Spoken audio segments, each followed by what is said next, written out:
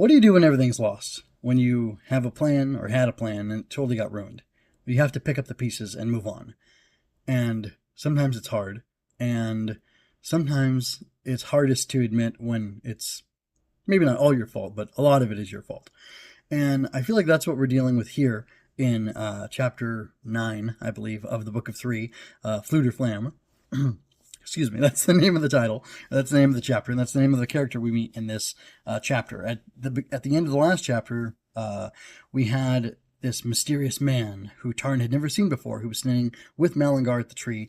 He's who Alonwe had freed from Spiral Castle, and it turns out he's a relative of Gwydion, but he isn't Gwydion, and Tarn attacks him, and then after they talk and regroup and everything, they realize that Gwydion is gone, that he's possibly dead, that Achran is either dead or she's fled somewhere, and that there are the Cauldronborn still out there that they have to deal with.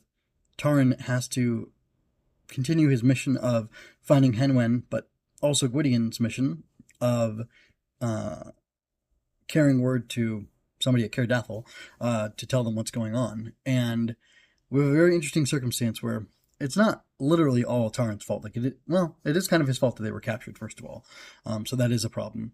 And then he upsets Alonwe, but it doesn't really affect too much. But definitely just he's had a lot of negative reactions, as I've talked about in the past chapter by chapter discussions of this, and they have caused a lot of issues. By the way, this is MJ. I'm an author. I'm an artist. I'm an analyzer. I welcome you to this chapter by chapter discussion of the Book of Three by Lloyd Alexander. And yeah, sorry I forgot to mention all that stuff up at the front, but here we go.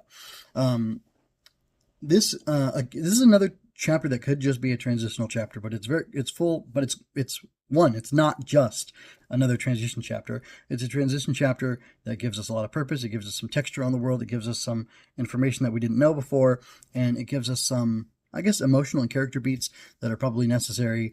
I was going to say it kind of gives room to breathe, although there wasn't a lot of tense action in the last chapter. This is actually more of a lot of foreboding is happening, a lot of buildup is happening. Gurgi comes back and he warns them that there's a lot going on. The Horn King is still out there. He's still hunting for, I guess, Tarn.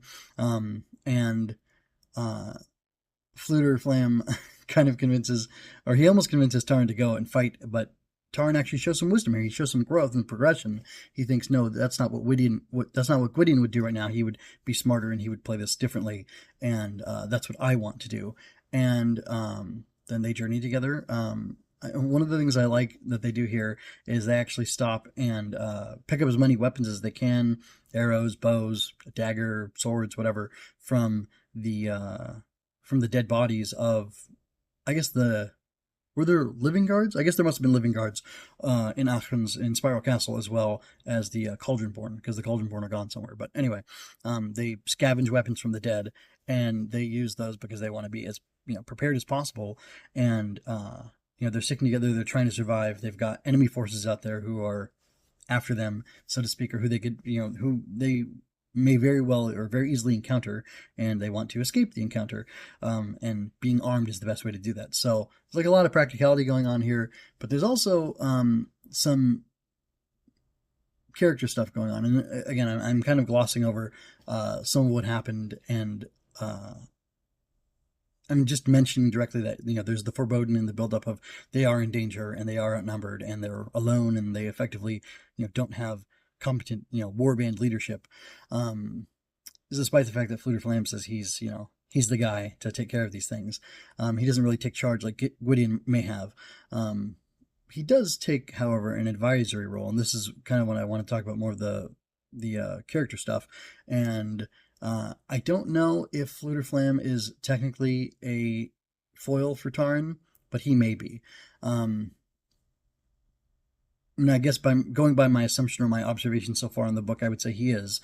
In what way does he foil him? Tarn, well, he calls Alonwe a winsome lass, and he says it's too bad, or it's not good that Tarn just dismissed her.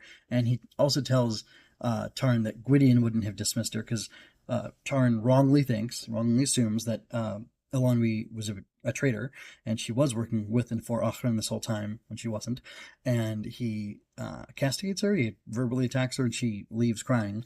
And Fluter's like, "She's a pretty girl. You should, go talk to her." And also, that's what Gwydion would do. And he wouldn't he would see justice done, and he wouldn't neglect doing the duty of doing justice. And he also he would just follow through on this. And so, in a way, Fluter's a mirror or a foil for Tarn by saying, "Hey, look, you're not being as much like Gwydion as you possibly could be. Go do that."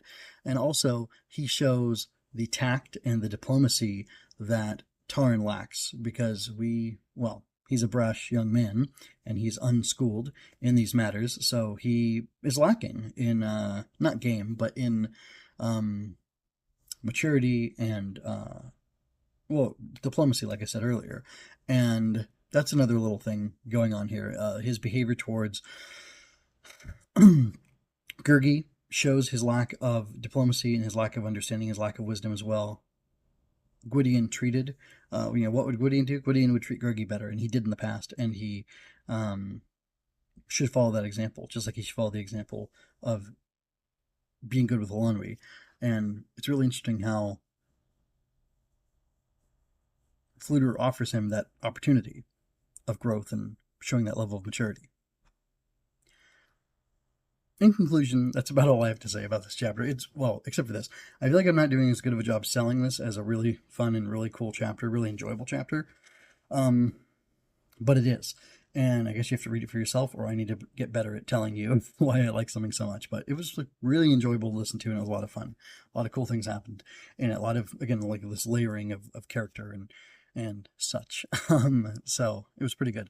I'm going to close out real quick and just let you know that I will be doing, sometime around the release of this, a Wings of Fire review, book 1 of Wings of Fire. I'm checking out multiple fantasy novels, middle grade fantasy novels that are going to be similar to my book, Mothwing Mayhem, which has magical bugs battling monsters, particularly monsters who attack their home and try to kill them all, and a pair of young, untested grow bugs do their best to fight against these monsters and survive, save their master, and see if they can survive the attack of the rest of the flock as well.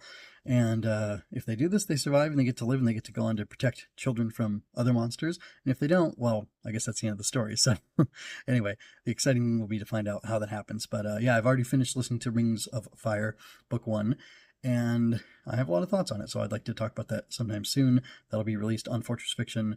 It won't be chapter by chapter. That's going to become my new weekly thing, is I want to be talking about different books that are tangentially related to my book, Mothwing Mayhem, and as I write other books that are in the middle grade genre, I think I might shift Fortress Fiction to being that, where I say, okay, I like these books, like the Chronicles of Bredane, I will continue to talk about until I'm done with them, chapter by chapter, because they're that good and they're that fun. They may become shorter episodes if I don't have much to say, like in this one, or I'm not doing a good job of it, I'll just cut myself off. But other than that, you can expect weekly, chapter by chapter, covering Chronicles of Bredane, and then I'm going to try to sneak in every week as well, when I'm available to do it, a book review of a book that's kind of an also bought, so to speak, for my book, Mothwing Mayhem. And anyway, I hope you'll enjoy that. If you want to learn more about Mothwing Mayhem, you can go to mjwinners.com. There will be a link in the show notes here, and you can find out about the book and sign up for a newsletter so you can get a bonus story, a bonus guide, and also an announcement about when the book's going to come out, and other good, fun stuff. So until next time, folks, take care and be well.